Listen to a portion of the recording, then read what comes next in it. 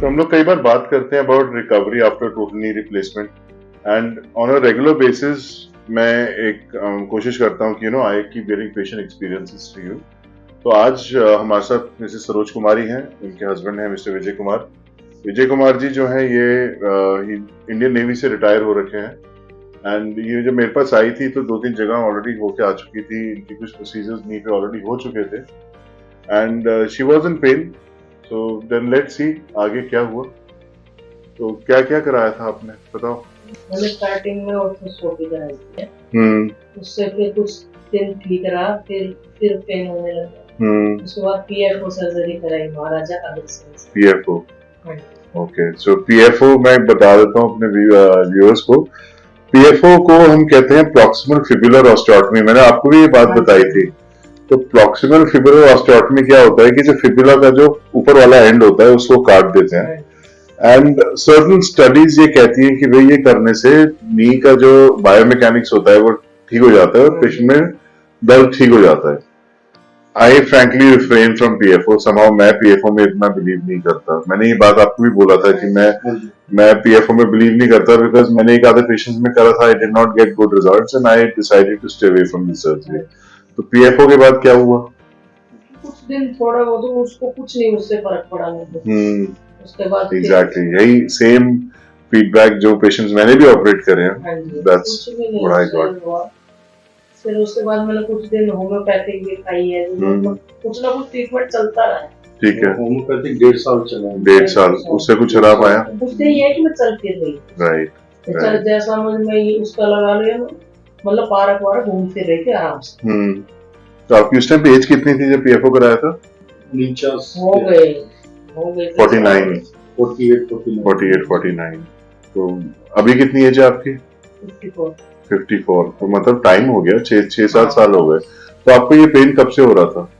ये तो पेन खत्म ही नहीं हुआ है, तो चलता रहता था, दवाई कभी होम्योपैथी कभी कुछ। तो मतलब ऑलमोस्ट 8-10 साल से आप इस दर्द को झेल रहे हो। तो काफी कम एज पे आपका शुरू हो गया था। फिर मैंने इधर इसमें मेट्रो में डॉक्टर पता नहीं कौन से बैठे थे उस टाइम, इंजेक्शन उन्होंने भी लगाया था उस टाइम। तो उससे कुछ आराम आया था उस टाइम। वो आर्टिफिशियल जॉइंट फ्लूइड का होता है।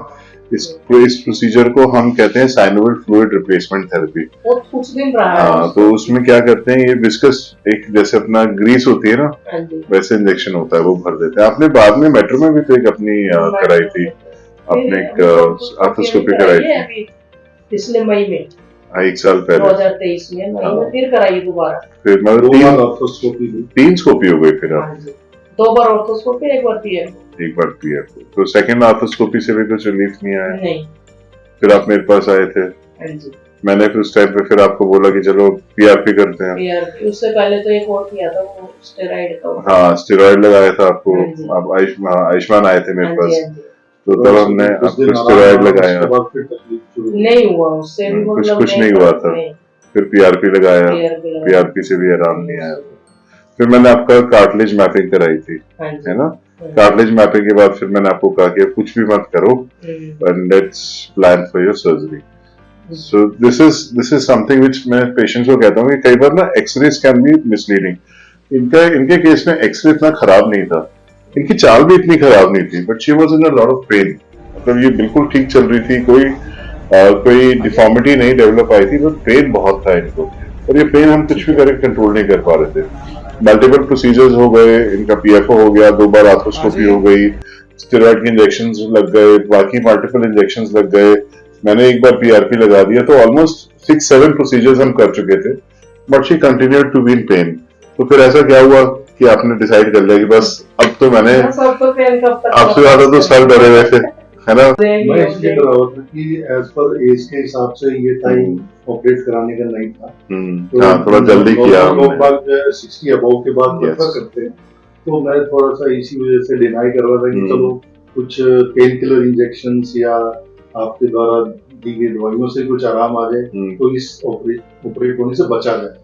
राइट। फाइनली फिर मुझे डिसीजन लेना पड़ा कि मैं ना ये बात मैं लोगों को बार बार समझाता हूँ कि ये एक लाइफ सेविंग प्रोसीजर नहीं है, ये एक लाइफ चेंजिंग प्रोसीजर है। क्यों? क्योंकि आप दर्द में हो, आप काम नहीं कर पा रहे, ज्यादा चलो आप बेड पे बैठे रहोगे, है ना। 1-1.5 साल मैं पिछले साल जनवरी में उषा गोल चक्कर तक जाती थी, कोई दिक्कत नहीं। फरवरी से कितने किलोमीटर हो गए आपके घर से वो? 4.5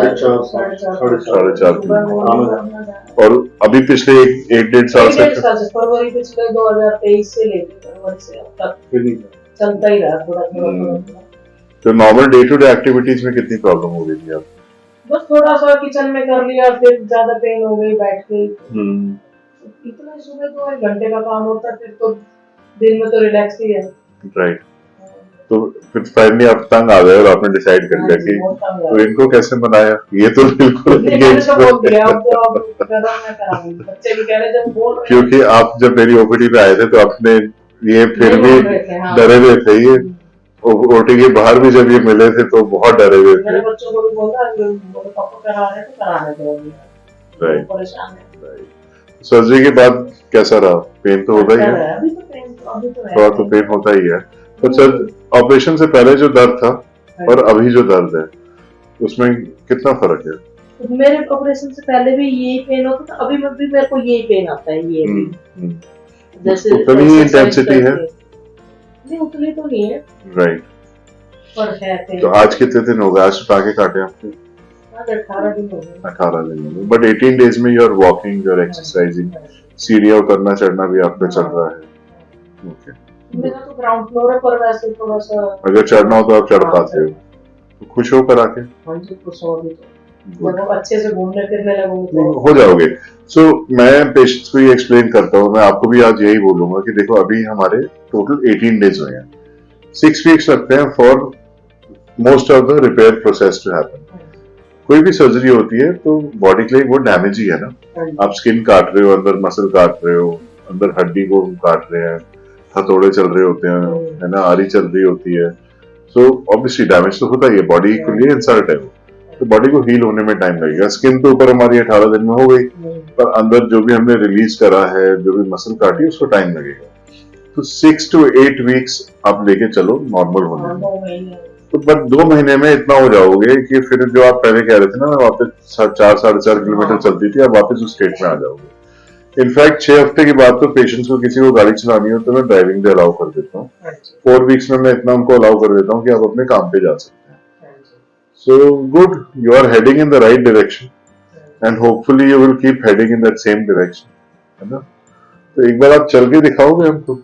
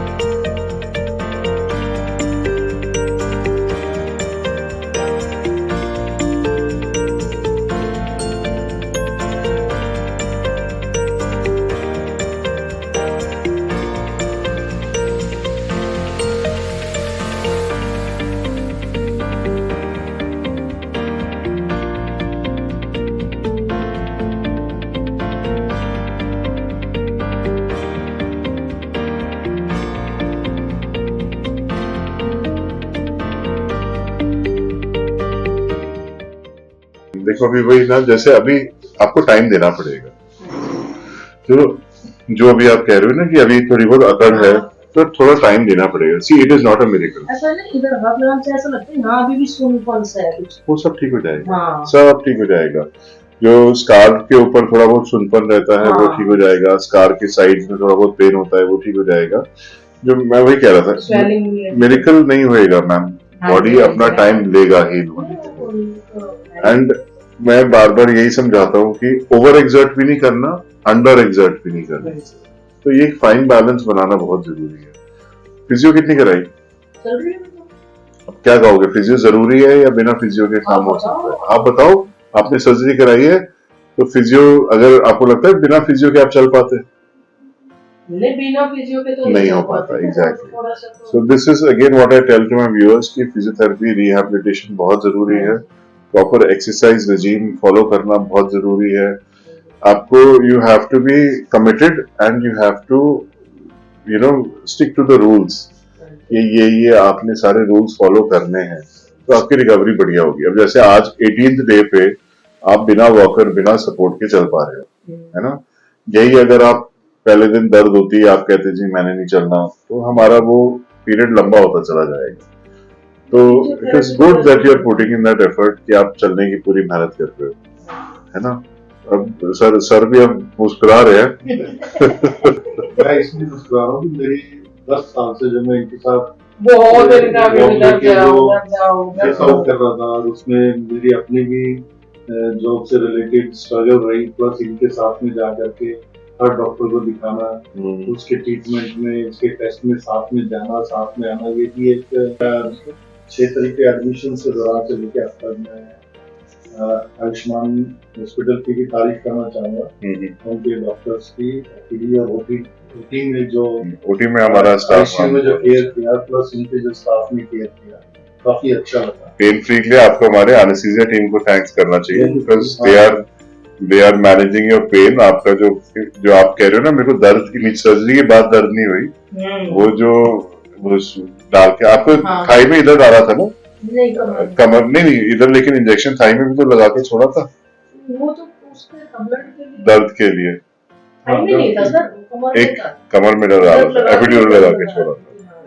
वो थोड़ा सा कहते हैं, वो तो मुझे पता ही नहीं चला सर्जरी इसको कहते हैं, बाद में घर जाके पता चला जब वो निकल जाता है तो पेन हुआ था। आपको एपिड्यूरल कैथेटर डाला था, रेक्टल कैथेटर नहीं डाला था, बट वो हमारी एनेस्थीसिया टीम है, they are managing the pain very well in the post op period. मेरी तरफ से special thanks to doctor Gaurav Khera, doctor Gaurav Narang ji, और physiotherapist mister Piyush and mister Ayush, सभी का मैं हार्दिक दिल से शुक्रिया करता हूँ, और होप करता हूँ कि आने वाले पेशेंट्स को इसी तरह से ट्रीट करें। Thank you. Wishing you all the best and hopping कि आने वाले कुछ हफ्तों में आप बिल्कुल नॉर्मल हो जाएंगे, है ना। एंड मैं definitely I try and give my viewers एक अपडेट कि आज से 4 हफ्ते के बाद आपकी क्या कंडीशन है। For more information, contact Dr. Khera's Wellness Clinic.